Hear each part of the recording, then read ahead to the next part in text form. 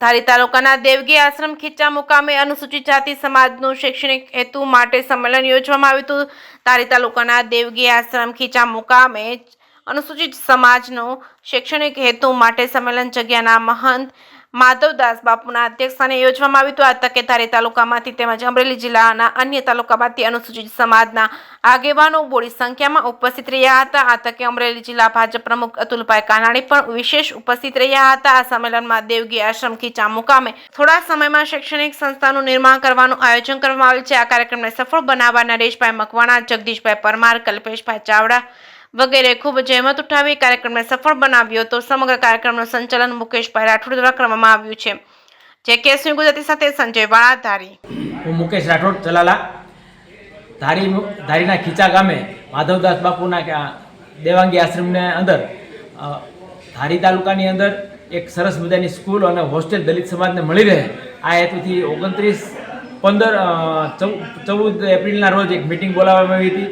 જે અનુસંધાને 29 તારીખે આજે મિટિંગ બોલાવી, જેના અંદર ખૂબ મોટી સંખ્યામાં ધારી તાલુકાના આગેવાનો અને અમરેલી જિલ્લાના આગેવાનો ઉપસ્થિત રહ્યા હતા અને અમરેલી, અમદાવાદ, રાજકોટ, ભાવનગર અને દિલ્હી પ્રાથમિક શિક્ષણથી લઈ અને યુપીએસસીના શિક્ષણ સુધીનું માર્ગદર્શન અને વ્યવસ્થા ઊભી થાય એવી માધવદાસ બાપુની ઈચ્છા છે અને એમના સંકલ્પને સાકાર કરવા માટે તમામ અમરેલી જિલ્લાનો દલિત સમાજ એકત્રિત થઈ અને બાપુને ખૂબ મોટી સંખ્યામાં હાજર રહી અને પ્રોત્સાહિત કરેલ છે।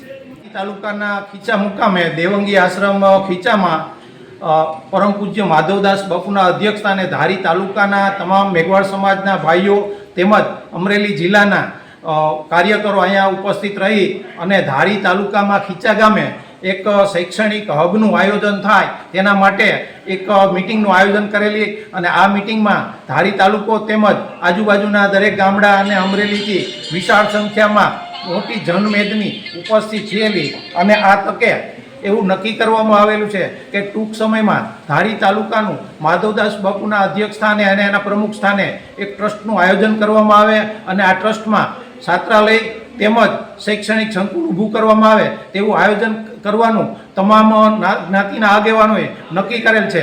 આ તકે ભારતીય જનતા પાર્ટીના જિલ્લા પ્રમુખ શ્રી અતુલભાઈ કાનાણી પણ ઉપસ્થિત રહેલ છે તેમજ આ કાર્યક્રમ પૂરો થતાં માધવદાસ બાપુના આશ્રમમાં તમામ આમંત્રિત મહેમાનોનું જમણવારનું પણ આયોજન કરી અને તમામે સાથે પ્રસાદ લઈ અને કાર્યક્રમને આખરી ઓપ આપવામાં આવેલ છે।